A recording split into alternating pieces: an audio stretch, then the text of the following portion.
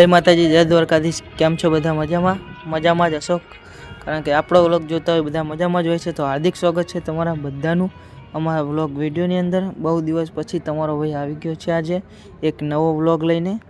तो आज हूँ आवी गयो छुं आपणा विरम गामना मुंछर तळावे, जे आपणा विरम गामनुं ऐतिहासिक मुंछर तळाव कहेवामां आवे छे।